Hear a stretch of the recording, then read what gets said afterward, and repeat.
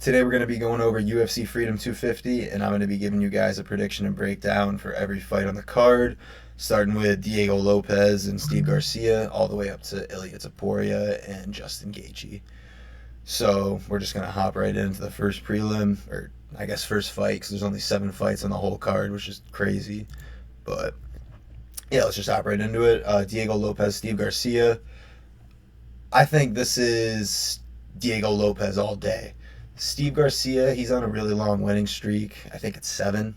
And he's beat some good guys like David Onama. And yeah, I mean, he's beaten some really good guys, but it's just not to the level that Diego Lopes has been fighting. Like, Volk twice in his last 3 fights.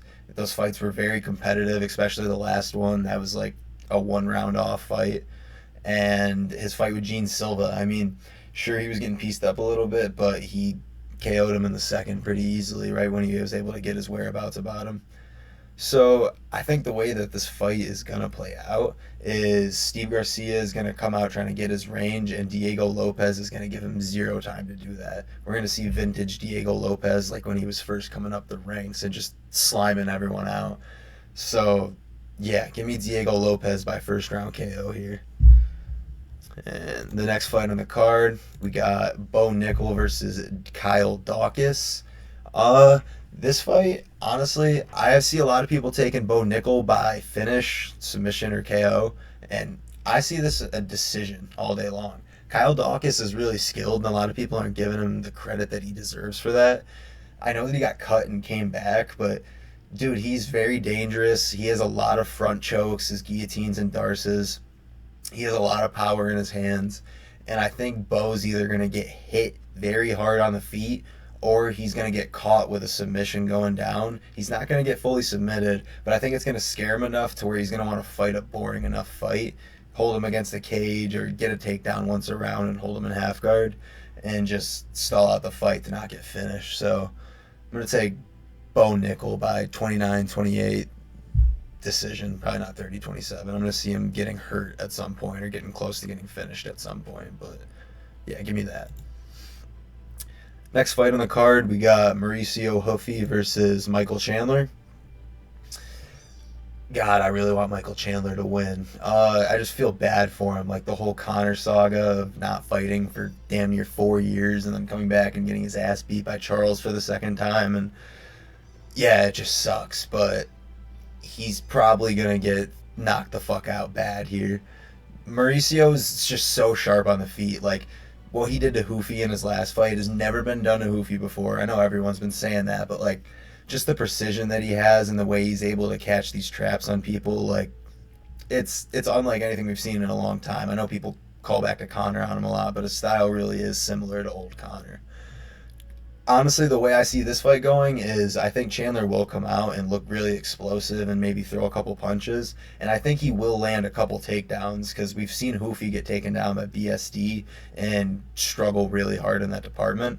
But since then, I know he left the Fighting Nerds and he's joined Volk's camp. So I feel like he's going to work on that enough to be able to stand up and whatever slams Michael Chandler do in the first round, I see him just getting up from them and catching him with something coming up the middle, like a front kick or a knee or maybe an uppercut while Chandler's shooting in. I think this will probably be one of the bad KOs on the card.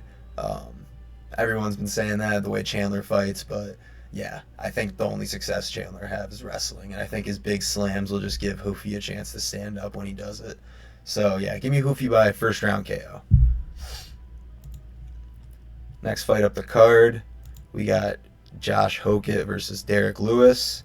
There's not much to break down on this fight. I mean, I could sit here and talk about how Derrick Lewis has a chance to KO him, and he's got the puncher's chance always. I mean, he's got the most KOs in UFC history, but Hokit's just too in his prime. He's too confident. He's too in his own mode right now with his whole characters he's doing. Like, he is going to dominate this fight. I think he's going to come out sprinting at Lewis, shooting takedowns. I know that last fight with Curtis Blades, we only saw him striking, but he's not going to play that game with Lewis. He's not stupid. I think he's going to come out, shoot takedowns, put Lewis on his fat ass, and probably get a first round TKO. I don't think he's going to look for the choke just to try to give the people a show. Maybe he'll do some showboating on top or keep dumping Lewis over and over again when he does get up. But yeah, I think just complete and utter domination from Hokit here. There's not much other to say.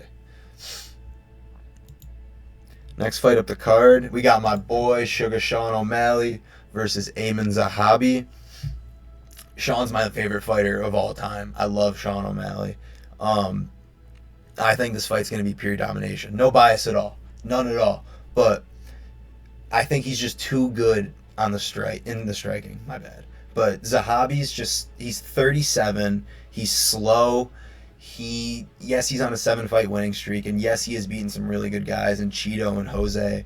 But in those fights, he is taking so much damage to get to that decision. And a lot of people think those were robberies. I know I had a parlay on Jose Aldo, so I was fucking pissed when that fight happened. But anyways, I think the way that Sean strikes is different than those guys, Cheeto and Jose. He's more of a precision guy. Like the kick that Jose hit Zahabi with in that third round where he dropped him, that was like a fucking truck hitting you head on. Sean's just going to pick at you from afar, and you're not going to see the shots that he's hitting you with.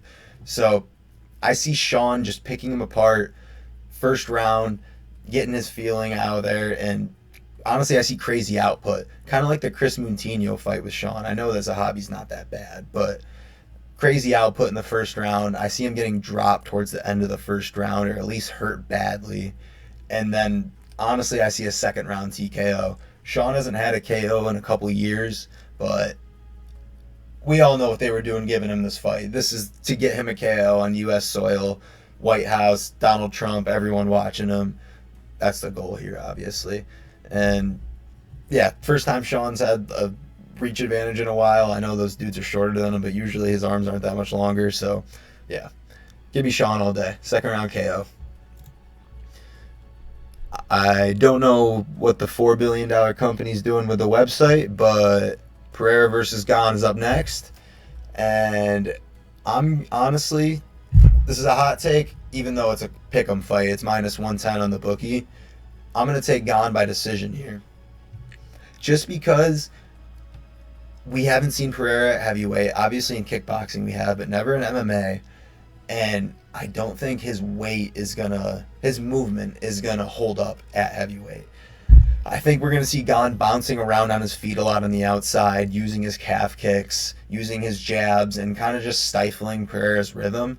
I don't think Pereira is going to be able to get into his little flow state where he's jabbing and ducking and throwing 3 shots and throwing his leg kicks and calf kicks. Like, it could happen. Obviously, it's fucking Alex Pereira. He could KO anyone.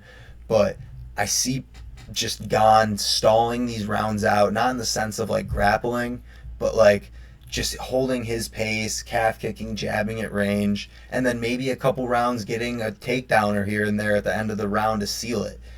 I think it'll be a close fight. I don't think Pereira's just going to get dominated. He will have his moments, but I think the vast majority of this fight, like the fluffer of it, not the big moments, is going to be Gane picking at him and just winning minutes instead of moments, which Pereira will win. So give me Gane by 48-47, 49-46 decision.